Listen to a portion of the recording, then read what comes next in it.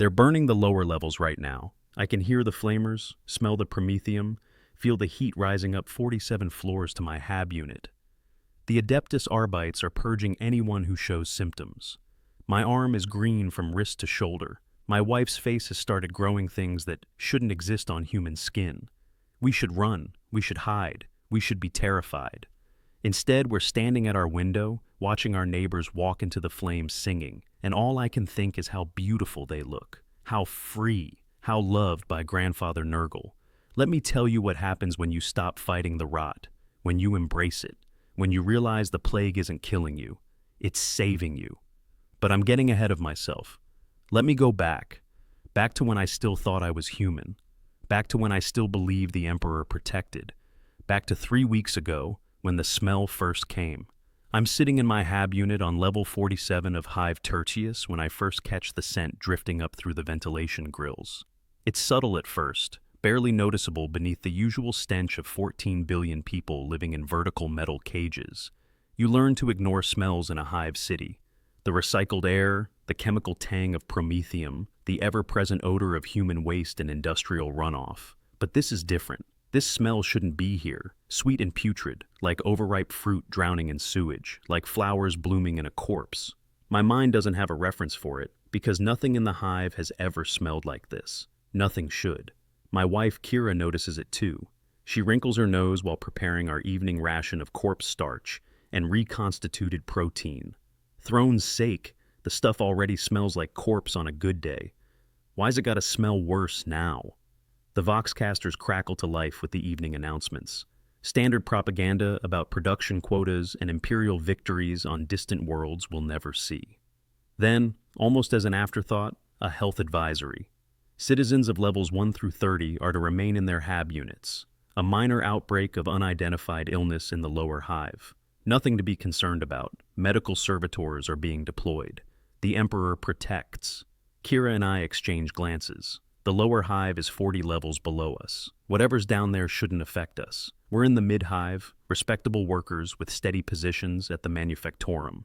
We've got proper air filtration, regular rations, even running water 3 days a week. We're not like those desperate bastards scraping by in the underhive darkness where gangs rule and the Arbites rarely venture. We eat our meal in silence, trying to ignore the stink that seems to be getting stronger. After dinner, I seal the ventilation grills with tape. An old trick from my years working hazmat detail at the chem plant before I got promoted to my current position. Kira doesn't question it. She's lived in hives long enough to know that when the authorities say nothing to be concerned about, it's time to start worrying. That night, I dream of gardens. Not the pathetic hydroponic farms that provide our fresh vegetables, but real gardens, lush and green and growing wild. I've never seen a real garden. I was born in this hive 43 years ago, and I'll die here. But somehow in my dream, I know what they look like. Moss and mushrooms and flowering things whose names I don't know. Beautiful and rotten and alive in ways that make my heart ache with longing I didn't know I possessed. I wake before the morning shift change klaxon, which is unusual. I never wake early. Kira is still sleeping, her breathing steady and even. I lie there in the darkness, listening to the sounds of the hive awakening around us.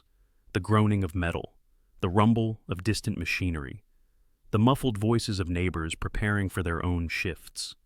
That's when I notice the itch. It's on my left forearm, just below the elbow, a small spot, maybe the size of a throne-gelt piece.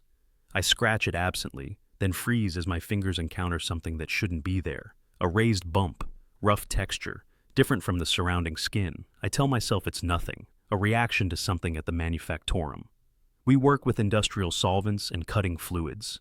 Skin irritation is common. I've had rashes before. This is just another rash. But even as I'm thinking this, I'm pulling my arm closer to my face in the darkness, trying to see what I'm feeling. The hab unit is too dark. I don't want to turn on the lumens and wake Kira. Instead, I lie there, fingers exploring this new presence on my skin. The texture is wrong. Not rough like a scab, not smooth like a blister. Something between, something organic but not human. I try to convince myself it's nothing, while somehow knowing deep in my gut that it's not nothing at all. The smell is stronger now. I can taste it at the back of my throat, sweet and rotten and almost welcoming. I get up carefully, trying not to wake Kira, and make my way to the small washroom we share. The lumen flickers on, harsh white light that makes me squint. I hold my arm under it and look at the lesion properly for the first time. It's worse than I thought. The bump is discolored, a pale greenish gray that stands out against my normal skin tone. The texture reminds me of mushroom flesh, damp, slightly yielding when I press on it.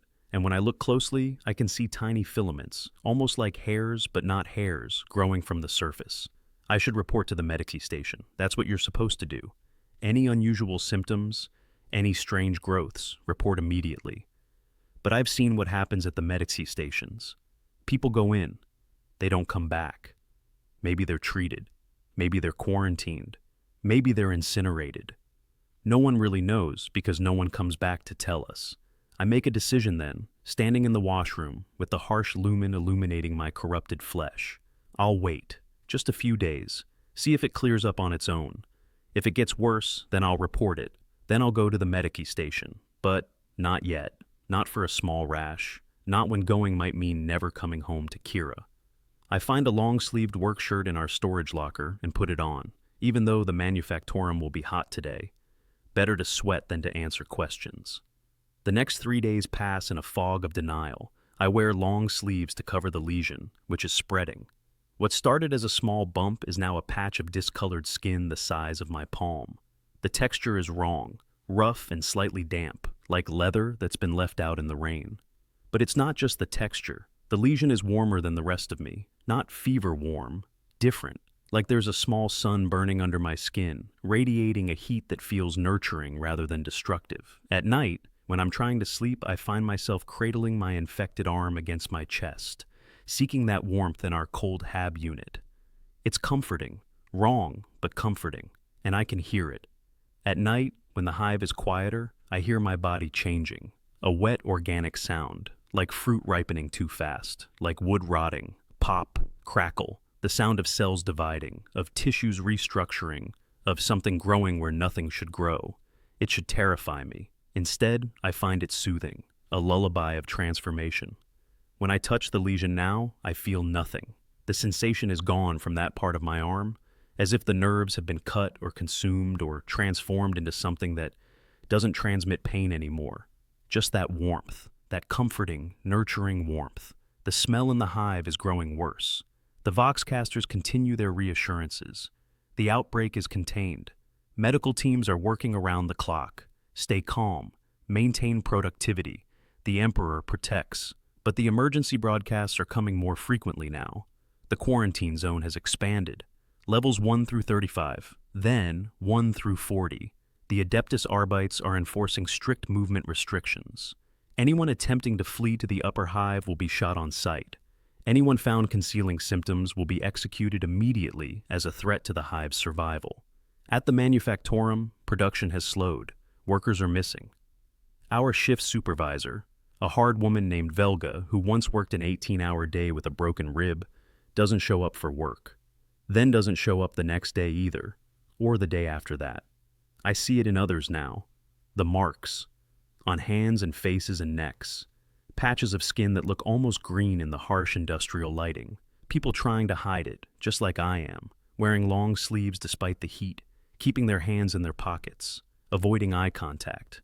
My coworker Garvin, a third-shift machinist with 20 years in the manufactorum, shows up to work with his face half covered by a respirator mask. Says it's to keep out the fumes, but I can see the edge of something discolored on his neck where the mask doesn't quite cover. He catches me looking, and our eyes meet. Neither of us says anything. What is there to say? No one talks about it. We go through our shifts in silence, operating the machines, meeting our quotas, pretending everything is normal, while the smell grows stronger and the marks spread and our coworkers disappear one by one. Kira notices my lesion on the 4th day.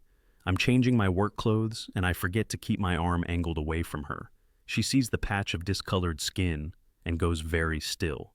"We should report to the medici station," she says quietly. We both know what that means. The medici stations are where people go and don't come back. We've seen the trucks, sealed containers loaded onto cargo lifters and taken away. To where, no one knows. No one wants to know. I tell her it's just a rash, industrial irritation. It'll clear up on its own. She doesn't believe me. I can see it in her eyes. But she doesn't argue. Instead, she moves closer, examining my arm with the careful attention she gives to repairing her work coveralls when they tear. Her fingers trace the edge of the lesion, the boundary between healthy skin and what's replacing it. When she touches it, she gasps. "It's hot," she says. But her fingers don't pull away. They linger, seeking that warmth. "Does it hurt?" she asks. "No," I tell her. "I can't feel it at all." She nods slowly, then rolls up her own sleeve. On her inner forearm, just above her wrist, is a patch of discolored skin about the size of a throne-gelt piece. Smaller than mine, earlier stage, but unmistakably the same. We stand there in our small hab unit, showing each other our marks like children comparing scraped knees.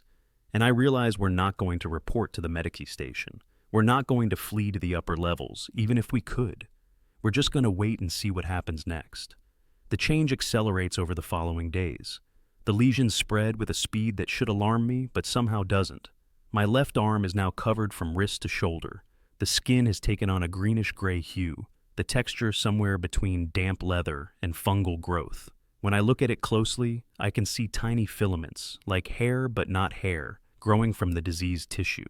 Colors are wrong now, or maybe they're finally right. The harsh white lumens in our hab have always had a yellow tinge I never noticed before. Now, I see it clearly. Not just yellow, but thousands of yellows, each frequency distinct. The rust on our walls isn't just orange anymore. It's alive with spectrum I don't have names for. I'm seeing more. So much more than I ever could before.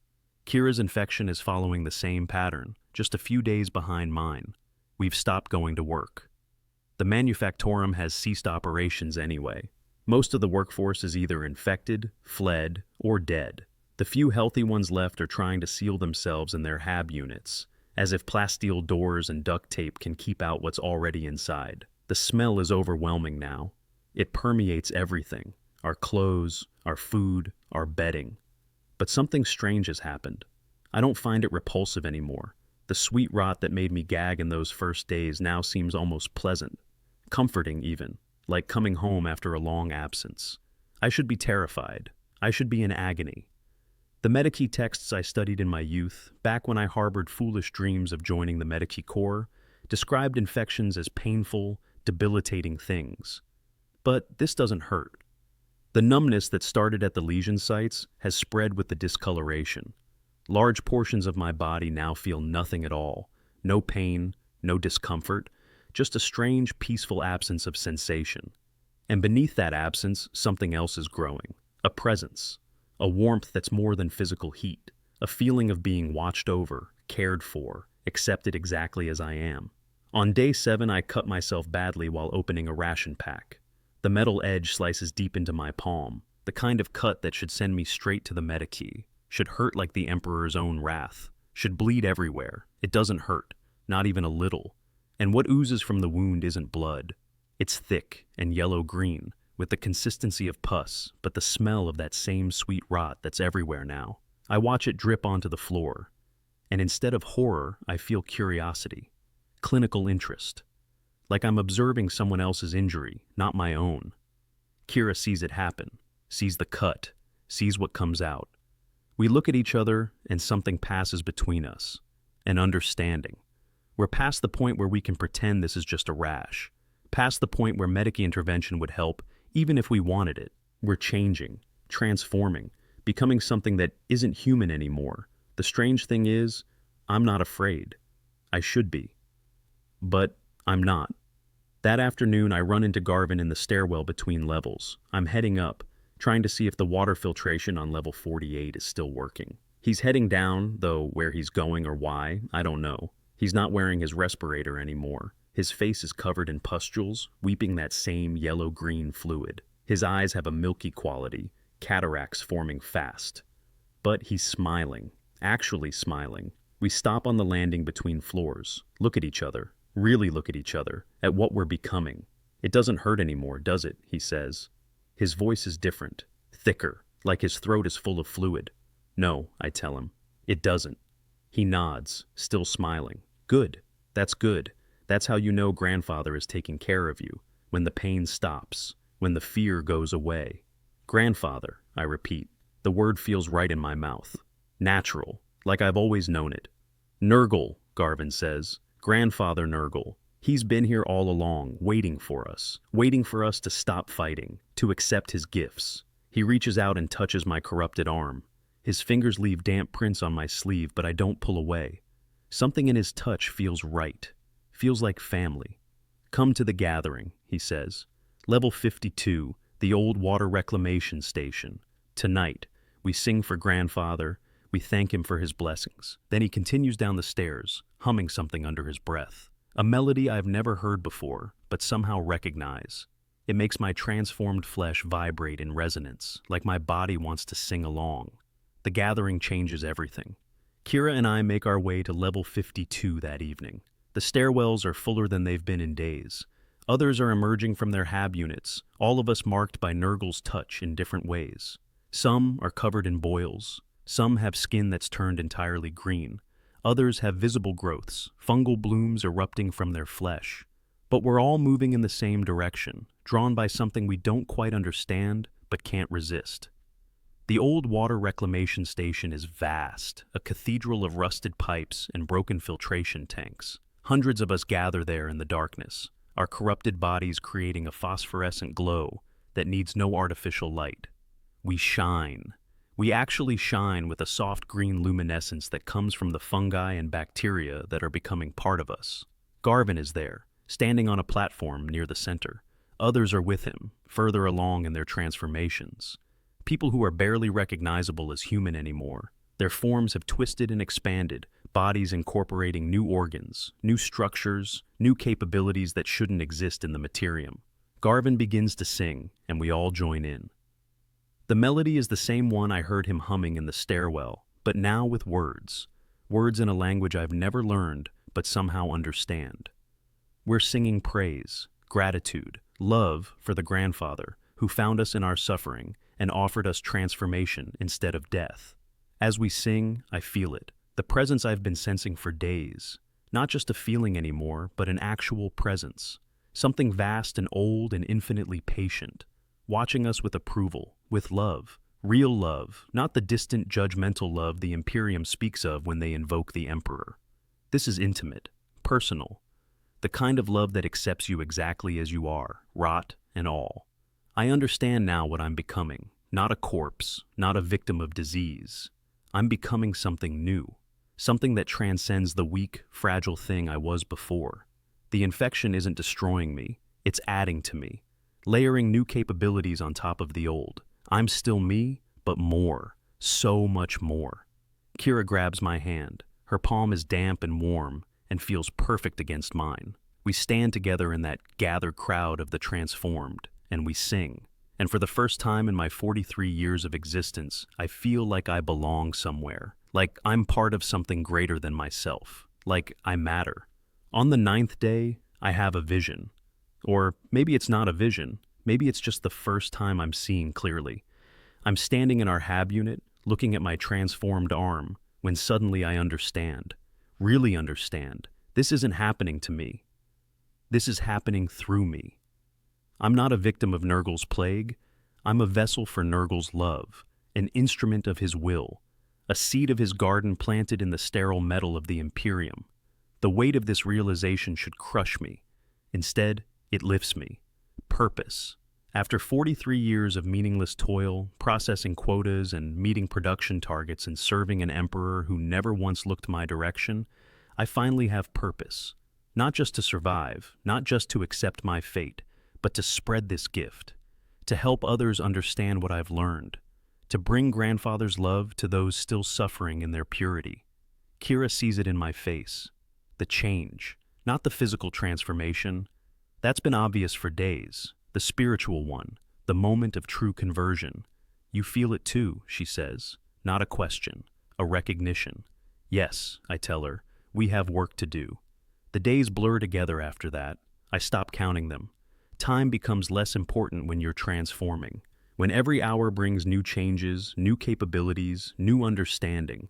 My left arm splits open from wrist to elbow, not bleeding, flowering. Petals of flesh unfurl to reveal chambers of luminescent spores that pulse with their own heartbeat. I can't stop staring because it's the most beautiful thing I've ever seen. my own body, becoming a garden. Kira's transformation takes a different path. Her torso swells, not with the bloat of disease, but with purpose. One morning, I wake to find her skin has become translucent in places, and I can see things moving inside her. Small things. Alive. When they start emerging, pushing through her skin like flowers through soil, I expect her to scream. Instead, she laughs, delighted, maternal. They're Nurglings. Tiny demons, each one different, each one perfect. They crawl across her skin, chirping and giggling, and she cradles them with such tenderness, such joy. I'm watching my wife give birth to daemons, and all I feel is happiness for her, pride in her fertility, in her ability to bring new life into being. This is what the Imperium can never understand. They see corruption, we see creation. They see plague. We see life in its purest, most abundant form. Kira tries to eat our remaining rations one day and vomits them back up immediately. Her digestive system has changed. She no longer needs food in the traditional sense. The fungi growing in her lungs are photosynthesizing, producing nutrients directly from what passes for air in the hive.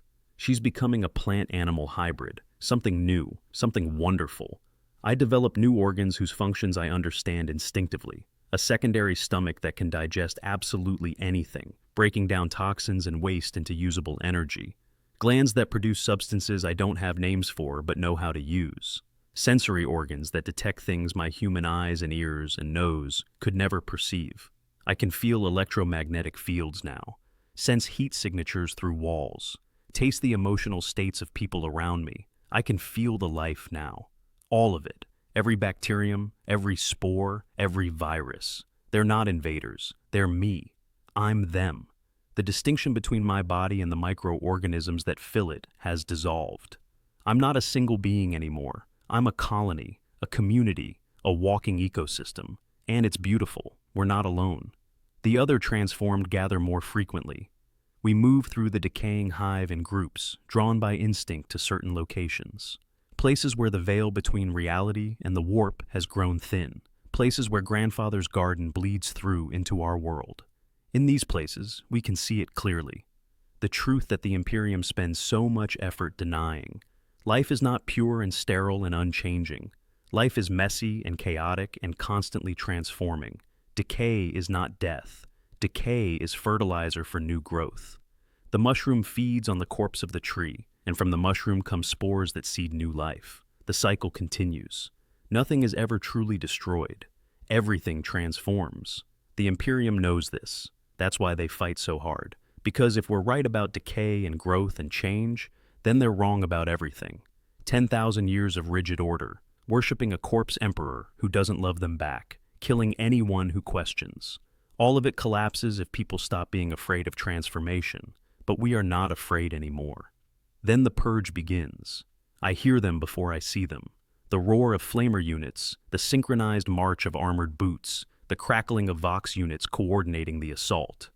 The Adeptus Arbites have finally abandoned quarantine protocols. They're moving through the mid-hive level by level, burning everyone and everything. I'm in our hab unit with Kira when the Voxcasters crackle one final time. Not reassurances now, a warning. Clear the levels. Purge protocols enacted. Resistance will be met with immediate execution. The Emperor protects. The Emperor demands purity. I should feel fear. Should feel the survival instinct that kept me alive for 43 years in this hive. Should want to hide, to fight, to survive. But I don't. None of those impulses make sense anymore. What's the point of hiding from purification when you've already been perfected? Kira and I make our way to the main transit corridor. Other transformed are emerging from their hab units, drawn by the sound of the approaching Arbites. We're not running from them. We're walking toward them. Brothers and sisters and grandfathers blessing, moving as one toward the confrontation. The Arbites arrive in full riot suppression gear, carapace armor, sealed helmets, flamers and shock mauls and shotguns loaded with sanctified shells. 10 of them, maybe 12, forming a firing line across the corridor. The transformed keep walking. Men and women I recognize from the manufactorum, from the hydroponic farms, from the maintenance crews. All of us changed. All of us beyond saving by Imperial standards. We walk toward the Arbites with our arms spread wide. Some of us are singing the same hymn we learned at the gathering. Praise for grandfather, gratitude for his gifts. The Arbites hesitate, just for a moment. They're trained for violence, for resistance, for threats.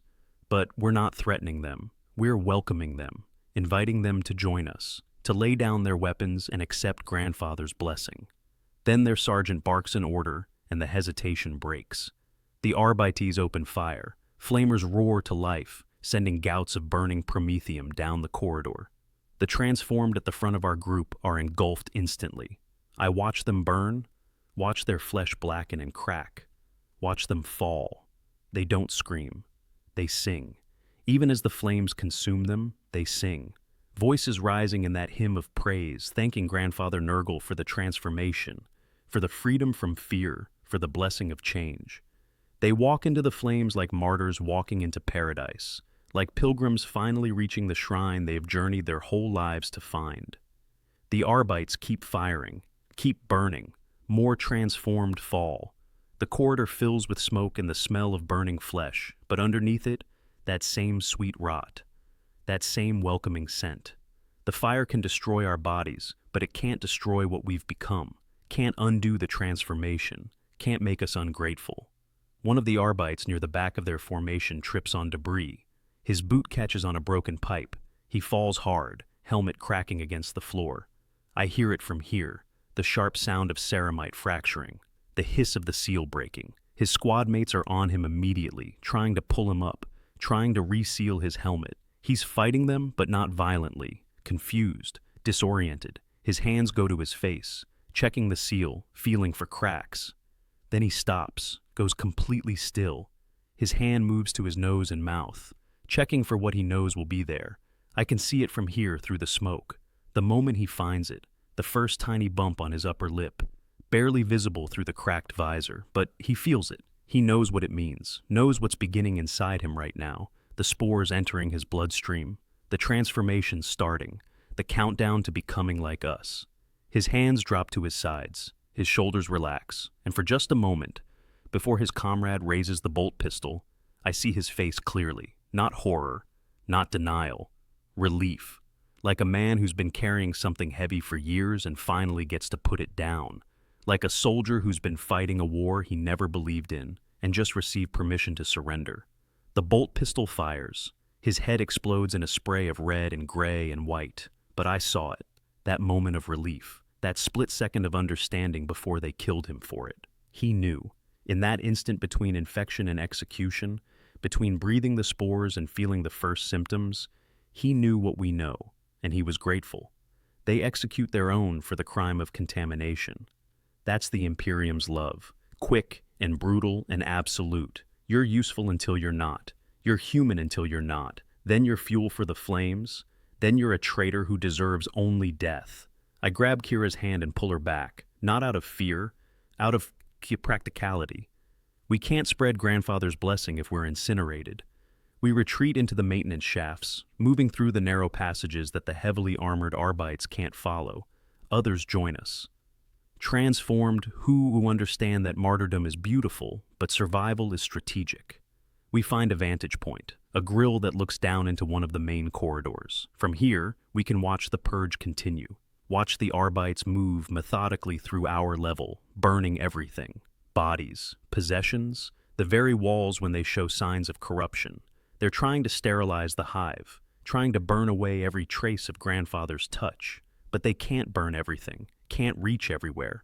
The hive is too large, too complex, too riddled with hidden spaces and forgotten passages. For every corridor they purge, there are 10 more they never find. For every 1,000 they kill, there are 10,000 more hidden in the darkness, transforming, waiting, preparing to emerge when the flames die down. We stay hidden for 3 days while the purge continues. The Arbites work their way through levels 40 through 50, turning the mid-hive into a charnel house. But exhaustion takes them eventually. Even in sealed armor, even with rotating shifts, they can't maintain this level of intensity forever. The promethium runs low. The troops grow weary. The officers start making calculations about acceptable losses versus resource expenditure. On the 3rd day, they withdraw. Declare the mid-hive purged. seal the access points, and pull back to the upper levels. Mission accomplished. Threat neutralized. The Emperor protects. When the Arbites finally leave, we emerge. The survivors. The blessed. We move through the scorched corridors, past the blackened bodies, and we begin to rebuild. Not the Imperium's vision of the Hive, Grandfather's vision. A place where decay and growth exist together, where death feeds life, feeds death in endless beautiful cycles, where transformation is celebrated, not feared. We find a sealed hab unit on level 49. The door is barricaded from inside, plasteel plates welded over the frame, Vox unit repeating an automated message. Uninfected inside. Do not breach. Awaiting rescue. I press my hand against the door. I can feel them inside through the metal, through my enhanced senses. 6 people, maybe 7, healthy by Imperial standards, unblessed by ours, terrified, running out of food, running out of water, running out of time. I could break down this door. My transformed strength could tear through their barricades like they're made of paper. I could bring them Grandfather's blessing by force, breathe the spores into their faces, let the infection take hold, give them what they don't know they need, but I don't. Grandfather's gifts are not forced. They're offered, accepted, chosen. These people are not ready. They're still clinging to their fear, their purity, their faith in the emperors who abandoned them. Maybe they'll change their minds when the hunger gets worse, when the thirst becomes unbearable, when they realize no rescue is coming, when they understand that the Emperor protects only those who are useful to him, and they stopped being useful the moment the Arbites declared this level purged. Or maybe they won't. Maybe they'll die in that sealed box, still human, still pure, still suffering. That's their choice. Their gift from Grandfather is different from ours. Their gift is time to decide. I press my palm against the door one more time, leaving a damp print on the metal, a marker, a sign for other transformed to leave this place alone. Then Kira and I move on. The Hive is changing rapidly now. Not everyone transformed. Some fled to the upper levels. Some were burned in the purge. Some are hiding, still uninfected, still clinging to humanity. But there are enough of us, enough blessed souls to begin the real work. Places where the veil is thin become gathering points. We learn to make them thinner. Ritual and prayer and offerings of transformed flesh. Places where reality stops following its normal rules, where up and down lose meaning, where time flows wrong, where the garden bleeds through more clearly. I witnessed it one night in the old water reclamation station, the place where we first gathered to sing. Now it's become something more, a shrine, a temple, a thin point where the materium and immaterium touch. We're singing the hymns when it happens. The air splits, not violently, gently, like a flower opening, and through the gap I can see it. The garden. Grandfather's actual garden, not the corrupted hive that's just a pale reflection. It's vast, endless, growing in every direction. Trees whose bark is rotting flesh but alive, so alive. Flowers whose petals are bruised skin but beautiful in their corruption. Rivers of pus and bile that teem with joyful microorganisms. And everywhere, life. Abundant, thriving, unrestrained life in forms that don't exist in the materium. Forms that shouldn't exist but do because Grandfather loves them into being. A Nurgling pushes through the gap, then another, then dozens. They tumble into our reality, giggling and chattering. They're not hostile. They're playful, curious. They investigate us like puppies meeting new people, climbing on our transformed bodies, exploring our new organs with tiny prodding fingers. One of them climbs onto my shoulder and peers at the spore chambers that used to be my arm. It giggles with delight, reaching in to touch the glowing spores. I feel no pain, no violation, just joy that this tiny demon finds my body interesting. Just happiness that I can be a source of wonder even to creatures born in Grandfather's garden. Behind the Nurglings, I see larger shapes, plague bearers, true demons of Nurgle, not the half-transformed humans we've become. They're massive, 7 feet tall, bodies bloated with disease, single eyes weeping constantly. They step through the gap with surprising grace, and they're smiling. Actually smiling, happy to be here, happy to see us, happy to welcome new siblings into Grandfather's family. One of them approaches me, kneels down so we're eye level despite its size. Its breath smells like everything I've grown to love about this transformation. Sweet rot and fertile decay and life in abundance. "Welcome, brother," it says in a voice like bubbling swamp water, like the sound of decomposition, like music. "Grandfather has been waiting for you. I want to speak but can't find words in any language I know.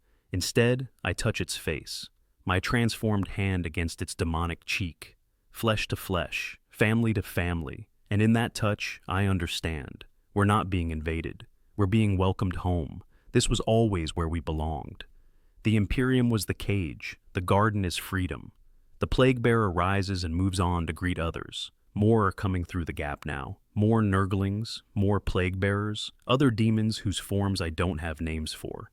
The veil is thinning faster. Soon it won't be a gap anymore. It'll be a permanent opening, a place where the garden and the hive exist in the same space, where the materium and immaterium merge into something that transcends both. Kira stands beside me, Nurglings crawling across her shoulders, and we watch as our world transforms. This is not an invasion. This is a homecoming. This is what we were always meant to become. There are still Imperial forces in the hive, up in the spire levels, still clean, still pure, still clinging to their emperor and their rigid order. Sometimes ships pass overhead, Navy vessels, their engines screaming as they prepare to flee the system. They tried orbital bombardment first, tried phosphex shells and acid rain and melted torpedoes, tried nerve agents and radiation saturation and every weapon in the Imperium's arsenal. None of it worked. You can't kill what embraces death. You can't destroy what finds beauty in destruction. You can't purge what wants to be purged because purging just makes room for more growth. The hive is no longer a hive, not in any sense the Imperium would recognize. It's a garden now, a demon world in miniature, a place where metal and flesh have merged, where machines grow like plants and plants think like machines, where reality bends to grandfather's will instead of the Materium's laws. And we, the transformed, are its citizens, its caretakers, its living scripture written in pustules and spores and joyful decay. I stand at what was once a window, but is now an opening onto impossible vistas, looking out over the transformed landscape. The hive stretches below us, no longer gray metal, but green and gold and purple. Living metal, breathing walls, streets that pulse with biological rhythm. It's beautiful in ways the Imperium could never comprehend, because they are too afraid to let go of control. Kira moves closer, and despite everything we've become, I recognize the gesture. It's the same way she'd move closer on cold nights in our hab, seeking warmth and comfort and connection. Some things transcend transformation. Some bonds survive even corruption. I pull her against me, and our changed bodies fit together in new ways, but with the same rightness they always had. 20 years of marriage taught us each other's rhythms, each other's needs, each other's silences. Nurgle's blessing didn't erase that. It enhanced it, deepened it, made it more real by stripping away everything unnecessary. "I love you," I say, and the words mean more now than they did on our wedding day. Back then I loved who I hoped she'd be. Now I love what she actually is. All of it. Every pustule and spore and transformed organ, every Nurgling she births, every impossible thing she's becoming. "I love you too," she replies in our new language. A language of chemical signals and pheromones and electromagnetic pulses. And I feel it, not just hear it. Feel it through the bonds we share, through the garden that connects all of grandfather's children. Love made manifest. Love made literal. Love you can taste and smell and touch. This is what the Imperium could never give us. This is what made it all worthwhile. In the distance I can see new arrivals, Imperial forces, a new regiment.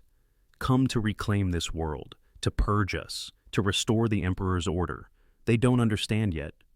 They will, though. When they breathe the air and feel the first symptoms and face the choice between fear and acceptance. Some will fight, some will die, some will flee, but some, perhaps more than the Imperium would like to admit, will choose as we chose. They will accept the gifts. They will embrace the transformation. They will find peace in decay and beauty in corruption and love in grandfather's eternal garden. "Are you ready?" Kira asks. "Ready for what?" I reply, though I know the answer. "For everything," she says. "For eternal transformation, for infinite growth, for joining grandfather's great work across the stars." And I realize she's right. This is not an ending. This is barely even a beginning. We are newborn things, fresh from our cocoons, ready to spread our wings.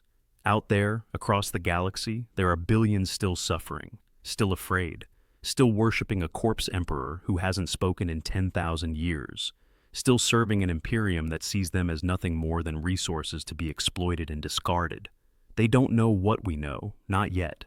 They don't know that there's another path, a better path, a path that embraces change instead of fighting it, that celebrates life in all its forms instead of demanding purity, that offers love without conditions instead of demanding service without end. I take her hand, or appendage, or whatever we call the thing that connects us now. Yes, I tell her, I'm ready. The smell of sweet rot fills the air, stronger than ever, and for the first time since this all began, I recognize it for what it truly is. It's not the smell of death, it's the smell of life. Abundant, thriving, unrestrained life in all its messy, beautiful complexity. It's the smell of home. Somewhere in the hive there are still shrines to the Emperor, gilded aquilas and purity seals gathering dust in abandoned chapels.